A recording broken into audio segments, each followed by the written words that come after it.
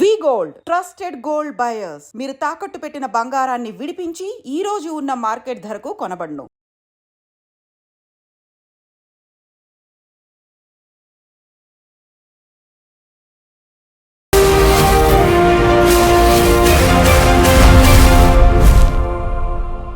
నమస్తే, welcome to I dream social spotlight with Kavitha. దేశవ్యాప్తంగా 244 జిల్లాల్లో రేపు మాక్ డ్రిల్ నిర్వహించనుంది కేంద్రం. 1971 తర్వాత రేపు మాక్ డ్రిల్ మొట్టమొదటిసారిగా జరగబోతోంది. ఒక రకంగా యుద్ధ మేఘాలు కమ్ముకున్నాయనేటువంటి సమాచారం ఎందుకని కలవరపెడుతోంది? పాకిస్తాన్ కూడా 10 లేదా 11వ తేదీల్లో భారత్ మా మీద దాడి చేయొచ్చు అంటూ ప్రభుత్వ వర్గాలు ఎందుకు హెచ్చరిస్తున్నాయి? ఓవరాల్గా యుద్ధం వస్తే ఏం జరుగుతుంది?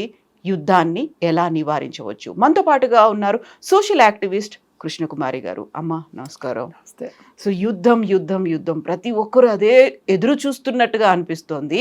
అండ్ మాక్ డ్రిల్ అనేది 1971 అప్పుడు యుద్ధం తర్వాత మళ్ళీ ఇప్పుడు మాక్ డ్రిల్ దేశవ్యాప్తంగా నిర్వహించడం అనేది నిజంగా అవునా, ఏదో జరగబోతోందా అనేటువంటి దాన్ని అనుమానాలు అనుకోవాలా, లేకుంటే సందేహాలా, వస్తుందని ప్రిపేర్డ్గా ఎక్స్పెక్ట్ చేస్తున్నారా? అంటే ప్రజల్లో కొంతమందికి, ప్రభుత్వంలో ఉన్న వాళ్ళకి ఈ యుద్ధం కావాలా అనిపించేటట్లుగా వాళ్ళ వ్యాఖ్యలు ఉంటున్నాయి. ఇప్పుడు నిజాలు ఎప్పుడు కొన్నిసార్లు నిష్ఠూరంగానే ఉంటాయి. ఇప్పుడు నేను వాళ్ళ పొద్దున మా కాలేజ్ గ్రూప్లో ఒక షేర్ చూశాను వాట్సాప్ ఫార్వర్డ్లో. ఏంటంటే ఇటలీ ప్రధాని మా మిత్రుడు మోడీ చెప్తే పాకిస్తాన్ని ప్రపంచ చిత్రపటంలో లేకుండా చేస్తాము అని ఆవిడ చాలా ఆవేశంగా వాళ్ళ ఇటాలియన్ భాషలో మాట్లాడింది. అంటే ఇటాలియన్ భాషలో ఆమె ఏం మాట్లాడిందో మనకి ఇటాలియన్ భాష రాదు. వాట్సాప్ యూనివర్సిటీలో కింద ఏం పెట్టారు, మా మిత్రుడు మోడీ చెప్తే ప్రపంచ పటంలో పాకిస్తాన్ లేకుండా చేస్తాము. అసలు ఇది వింటూ మీకేమనిపిస్తుంది? ఇంత ఉన్మాదం అవసరమా? దాన్ని ఇంత సంతోషంగా షేర్ చేసుకోవడం కరెక్టా? మన దేశానికి ఇంతమంది సంఘీభావం ప్రకటిస్తున్నారు, మనకు మద్దతుగా వీళ్ళందరూ వస్తున్నారు, పాకిస్తాన్ని తీసేద్దామంటున్నారు. నేనేమంటున్నా, ఒక ప్రపంచ చిత్రపటం నుంచి ఒక దేశాన్ని తీసేయడం అంటే ఎంత యుద్ధోన్మాదం అది.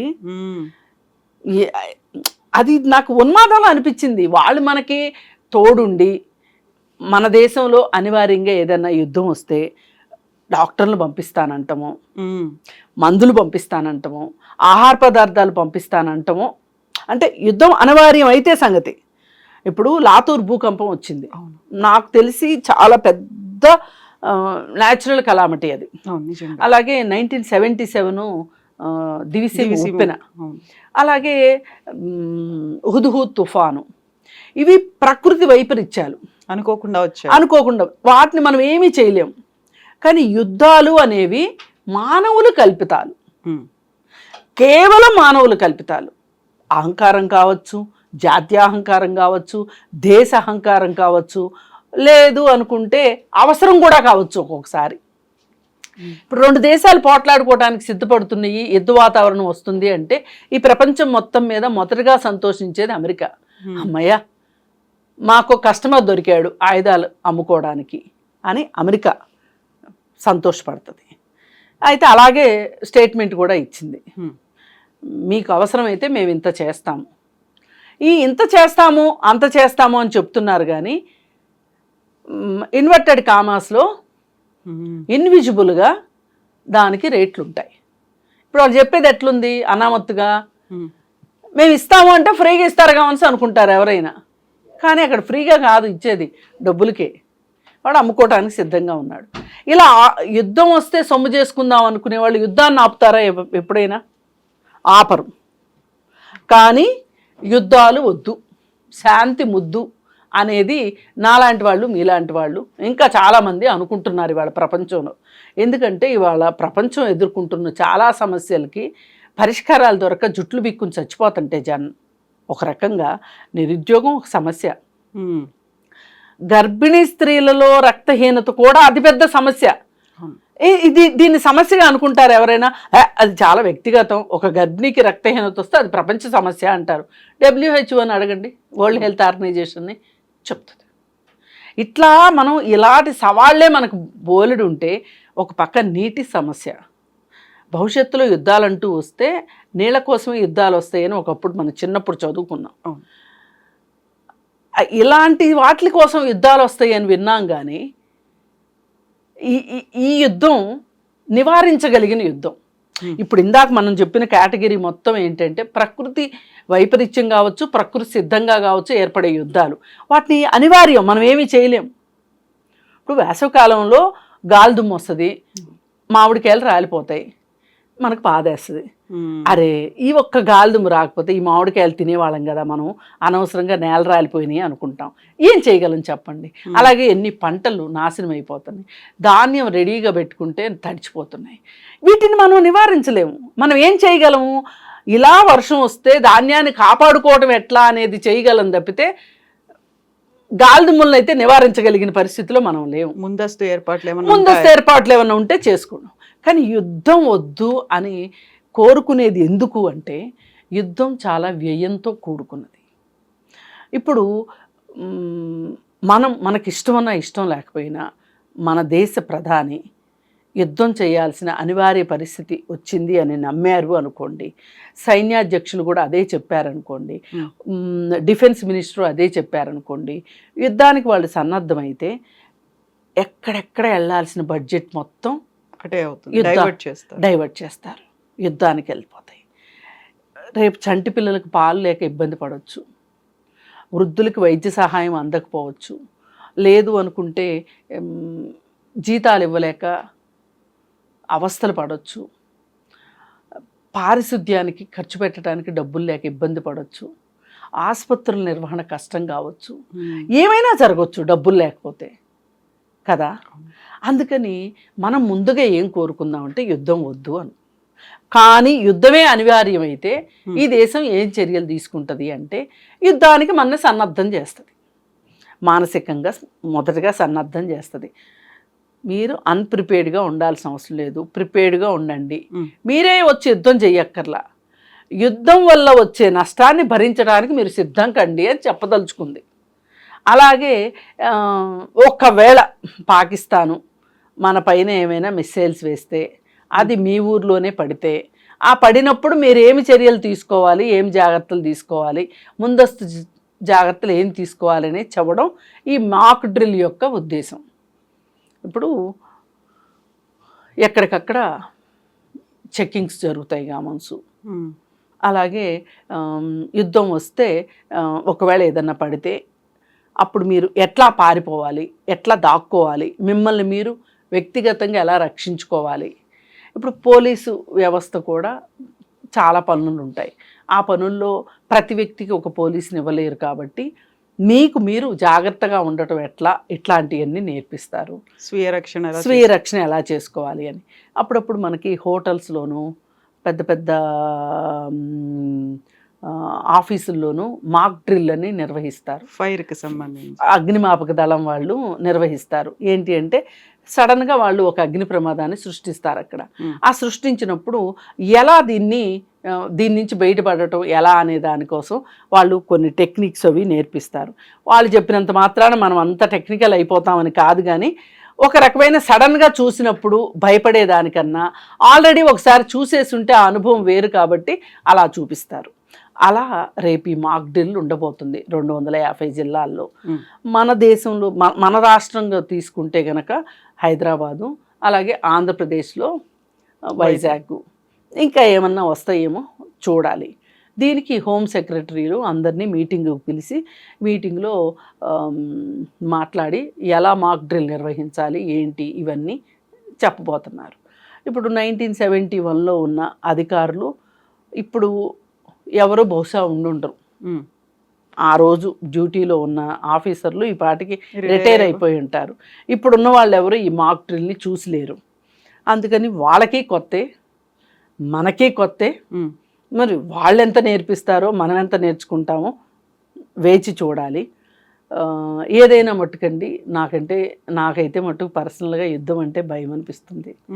చాలామంది ఉవ్విళ్ళు ఊరుతున్నారు సామాన్య ప్రజలు కూడా, ప్రభుత్వమే కాదు. అంటే మన దేశం గొప్పతనం చూపించుకుందాం.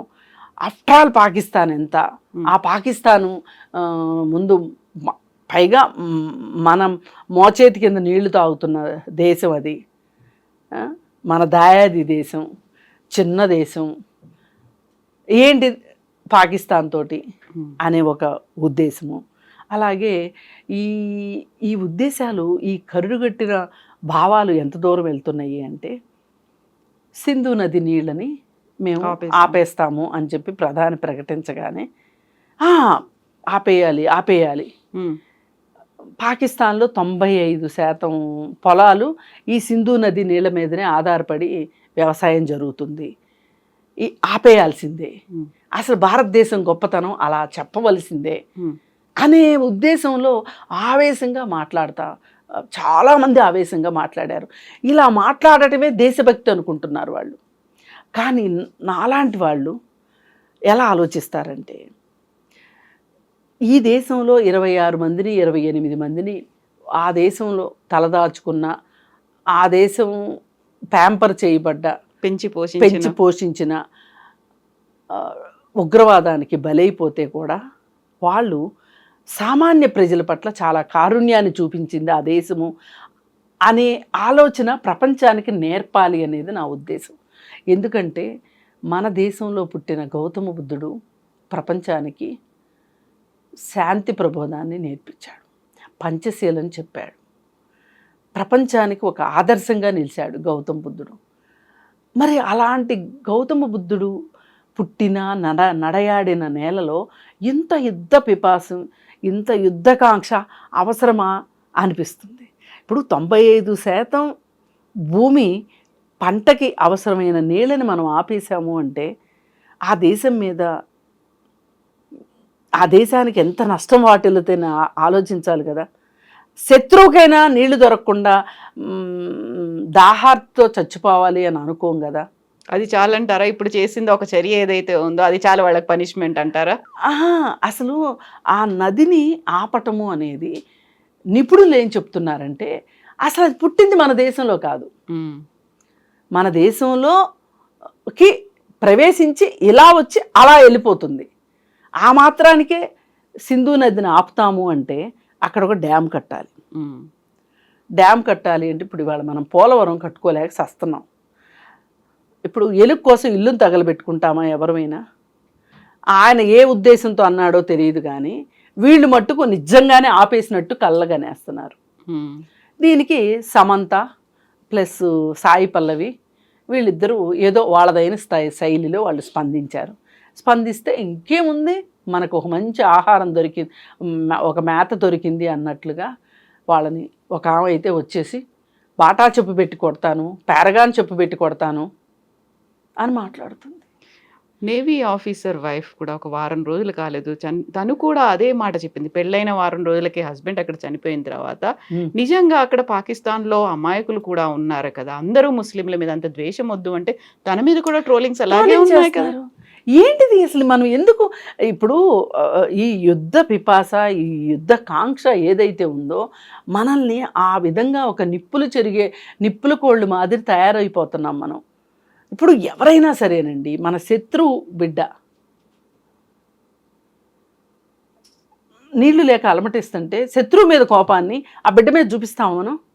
కాకపోతే అమ్మా అక్కడ ఇన్నేళ్లుగా 77 ఏళ్ళు అయిపోయి 78 ఏళ్ళకు మనకు స్వాతంత్ర్యం వచ్చింది అనుకున్నప్పుడు ఇన్నేళ్లుగా ప్రతిసారి అడపాదడపా చెప్పుకోదగ్గ స్థాయిలో అటాకులు అనేవి జరుగుతూనే ఉన్నాయి. అక్కడ సీజ్ ఫైర్ అనేది జరుగుతుంది, బార్డర్ని క్రాస్ చేసి మన దగ్గరకు వస్తున్నారు, కాశ్మీర్లో ఎలా రక్తసిక్తమైంది, కొంచెం అక్కడ శాంతి భద్రతలు నెలకొన్నాయి అనుకున్నప్పుడు ఒక 28 మందిని పొట్టన పెట్టు, ఇన్ని అవుతున్నప్పుడు వాళ్ళకి ఏం చెప్పాలి, సొల్యూషన్ అనేది ఏమి ఇవ్వాలి? పాకిస్తాన్కి ఒక 40,000 మందికి పైగా ఉగ్రవాదులు అక్కడ తలదాచుకున్నారు, బంకర్లలో ఉన్నారు అనుకున్నప్పుడు వారిని తుడుముట్టించాలి, లేదు పాకిస్తాన్కి తెలిసి వచ్చేలా చేయాలి. ఏం చేయాలంటారు? అదేనండి ఇక్కడ ప్రాబ్లం ఏంటంటే, ఇందాక చెప్పుకున్నట్లు మొదట్లో ఏ 2 దేశాల మధ్యలో ఉద్రిక్తత వస్తుంది అనగానే సంతోషపడిపోయే అమెరికా లాంటి దేశం ఉన్నప్పుడు అమెరికా లాంటి ఆయుధాలు తయారు చేసే ఒక దేశం ఉన్నప్పుడు ఇలానే ఉంటాయి. అసలు ఒక రకంగా అమెరికానే పెంచి పోషిస్తే ఈ విద్వేషాలని. దానికి తోడు ఇప్పుడు ఒక ప్రత్యేక పరిస్థితిలో మన దేశంలో ఈ సనాతనవాదం అని, హిందూవాదం అని, ఈ దేశభక్తికి జాతీయవాదానికి చాలా తేడా ఉంది. దేశభక్తి అందరికీ ఉండాలి, కానీ నా జాతే గొప్పది అని ఒక జాతీయవాదం, హిట్లర్ నేర్పిన జాతీయవాదాన్ని మట్టుకు మనం నేర్చుకోకూడదు. అలా నేర్చుకున్న వాళ్ళు ఏమైపోయారు చెప్పండి? హిట్లర్ కానీ, ముస్సోలినీ కానీ, వాళ్ళు జాత్యాహంకారంతో వాళ్ళు ఏం సాధించారు చెప్పండి? ఇప్పుడు కొరియా అతను ఉంటాడు, ఆ కిమ్మో టిమ్మో ఉంటాడు, నార్త్ కొరియా అతను. ఏం సాధిస్తారు వాళ్ళు? నేనే గొప్ప అంటే ఎలా అమ్మా? నేను గొప్ప అనుకోండి, నేను మాత్రమే గొప్ప అనుకోవద్దు. నేను గొప్ప అనుకుంటే తప్పు లేదు, నేను మాత్రమే అంటేనే తప్పు. నేను గొప్ప అనుకోవటం, నా దేశం గొప్ప అనేది దేశభక్తి కింద వస్తుంది. నా దేశమే గొప్పది, నేనే గొప్ప అనేది జాతీయవాదం కింద వస్తుంది. మనం దేశభక్తి ఉండటం తప్పు కాదు, దేశభక్తి ఉండాలి. కానీ ఇవాళ ఐక్యరాజ్య సమితి ఉంది మనకి. అక్కడ ఏమైనా వివాదాలు ఉంటే పరిష్కారానికి కూర్చొని మాట్లాడుకోవటం, ఒక శాంతి అనేది చాలా అవసరం. యుద్ధం మట్టుకు పరిష్కారం కాదు. ఇక అంతిమంగా ఇంకా అదే అనుకుంటే, ఇప్పుడు రష్యా ఉక్రెయిన్ పోట్లాడుకున్నాయి, యుద్ధం చేసుకున్నాయి, ఏం సాధించినాయి చెప్పండి? నా దృష్టిలో ఇది కోర్టులో కేసు, ఓడిపోయినవాడు గెలిచినవాడు ఏమైతే అనుకుంటారో, ఓడిపోయినవాడు కోర్టులో ఏడుస్తాడు, గెలిచినవాడు ఇంటికి వచ్చి ఏడుస్తాడు, అంతే తప్పితే ఏమీ లేదు. ఇప్పుడు ఇజ్రాయిల్ పాలస్తీనా యుద్ధం జరుగుతుంది, రక్తం రక్తం రక్తం రక్తం, బాంబులు వర్షం, రక్తం. పిల్లలు కనీసం 15,000 మంది మినిమం చనిపోయారు. అసలు లెక్కల్లోకి రాని వాళ్ళు ఎంతమంది ఉన్నారు? హాస్పిటల్స్ తగలబెడుతున్నారు. ఇదివరకు యుద్ధం అంటే హాస్పిటల్ జోలికి వచ్చేవాళ్ళు కాదు, స్కూల్ జోలికి వచ్చేవాళ్ళు కాదు. అదే గుడి బడి అన్నట్లు, హాస్పిటల్ అంటే గుడి అన్నట్లు బడి. ఇప్పుడు అది ఇది కూడా పోయాయి. అందుకని నా ఉద్దేశం, ఎవరైనా ఒకళ్ళు ఇలా పోట్లాడుకోవడం కరెక్ట్ కాదు. పాకిస్తాన్ సామాన్య పౌరులు ఏమని పాపం చేశారు వాళ్ళ మీదకి వెళ్ళడానికి అనే వాళ్ళ భావనను కూడా బయట పెట్టనివ్వండి. మీరు ఎలా అయితే మీ విద్వేష భావన చెప్పుకుంటున్నారో, వాళ్ళకి కూడా వాళ్ళ భావనని చెప్పే హక్కు ఉంది. మీరెందుకు అసలు అంతలా ఆ అమ్మాయి, ఆ నేవీ ఆఫీసర్ వైఫ్, ఆమె అన్నింది ఏంటి? ఎవరైతే నా భర్తను చంపారో వాళ్ళకి శిక్ష పడాలి, కానీ అందరికీ శిక్ష పడటం కరెక్ట్ కాదు అన్నది. తప్పే లేదు. చిన్న అమ్మాయి, 25 ఏళ్ళ అమ్మాయి. ఆ అమ్మాయికి ఉన్న ఆలోచన, ఒక పక్క భర్త పోయిన దుఃఖంలో ఉన్న అమ్మాయి, ఆ అమ్మాయి అంత వివేకంతో, విచక్షణతో ఆలోచిస్తుంది అంటే, మనకు ఆ వివేచన విచక్షణ లేకపోతే ఎట్లా చెప్పండి? వివేకం లేకపోతే. అయితే ఫైనల్గా నేను చెప్పదలుచుకునేది, యుద్ధం అంటే అదేదో సంతకెళ్ళి సరుకులు కొనుక్కొచ్చుకున్నంత సంబరం అయితే కాదు. లేదు అభిమాన హీరో సినిమా చూడడానికి చొక్కాలు చింపుకుని టిక్కెట్లు కొనుక్కున్నంత ఈజీ అయితే కాదు. ఎవరైనా సరే యుద్ధం కావాలి, యుద్ధం చెయ్యాలి అనేవాళ్ళు వీళ్ళని మట్టుకు, ఎవరైతే అంటున్నారో వాళ్ళని మట్టుకు యుద్ధానికి పంపించాల్సిందే. ఇంట్లో కూర్చొని సోషల్ మీడియాలో వాదిస్తే కాదు, చక్కగా బఠానీలు తింటూ, టీవీ చూస్తూ, కాలక్షేపం చేస్తూ యుద్ధం చేయాలి అనడము, వాట్సాప్ మెసేజ్లు పెట్టడం, ఫేస్బుక్లో పోస్టులు పెట్టడం కాదు కావాల్సింది. మీకు నిజంగా ఉంటే గనక, మీకు నిజంగా దేశభక్తి ఉంటే వెళ్ళండి, బోర్డర్కి వెళ్ళండి. కనీసం సైనికులకి మంచినీళ్ళు పోయండి, కట్లు కట్టండి, వాలంటీర్లు అన్నా అవ్వండి కనీసం, మీరు యుద్ధం చేయలేకపోయినా. అంతేగాని కబుర్లు చెప్పటం చాలా ఈజీ, పెదాల మీద పప్పలు పండించటం చాలా ఈజీ. అందుకని మనం ముందుగా యుద్ధం వల్ల ఇన్ని అనర్థాలు ఉన్నాయి కాబట్టి, యుద్ధానికి సన్నద్ధం కండి అనేదానికన్నా యుద్ధాన్ని నివారించడం ఎలా అనే దాని మీద మనం ఫోకస్ పెట్టుకోవాలి. కానీ అనివార్యమైనప్పుడు మట్టుకు మన వంతు సాయం మనం దేశానికి చేయవలసిందే. ఇప్పుడు అందరూ వెళ్ళి యుద్ధంలో పార్టిసిపేట్ చేస్తారని కాదు కదా. యుద్ధం వల్ల వచ్చే సైడ్ ఎఫెక్ట్స్ని భరించడం కూడా ఒక రకంగా యుద్ధంలో పాల్గొన్నట్లే. రేపటి నుంచి మనకి సకాలంలో గ్యాస్ వస్తుందా రాదా, కూరగాయ నిత్యావసర వస్తువులు సరిగా దొరుకుతాయా దొరకవా, మరి ఆ దొరికిన వస్తువుల్ని జాగ్రత్త పెట్టుకోవటం ఎట్లా, వృధా చేయకుండా ఉండటం ఎట్లా, ఇవన్నీ కూడా మనం నేర్చుకోవాల్సిన అవసరం ఉంది. ఎస్ అమ్మా, థ్యాంక్ యూ సో మచ్ అమ్మా. Thank you, thank you. నిజంగా ప్రస్తుతం ఉన్నటువంటి సమాజం దేనికి ప్రయారిటీ ఇస్తుంది? ఆర్థిక సంబంధాల చుట్టూ మాత్రమే తిరుగుతోంది. మళ్ళీ ఎన్నికలంగానే చాలా విరక్తి కలుగుతున్నాం. మంచి అనిపిస్తుంది కదా, లేడీస్ కూడా ఛాలెంజింగ్ జాబ్స్ చేసినప్పుడు చాలా బాగుంటది. ట్రాఫిక్ అసిస్టెంట్స్ గా నియమించిన ట్రాన్స్జెండర్స్ అందరితో సాల్యూట్ చేయించుకుంటున్నారు. ఫుడ్ డెలివరీ ఇవ్వటానికి వెళ్ళినటువంటి డెలివరీ బాయ్ అనిల్ పై కళ్ళ ముందు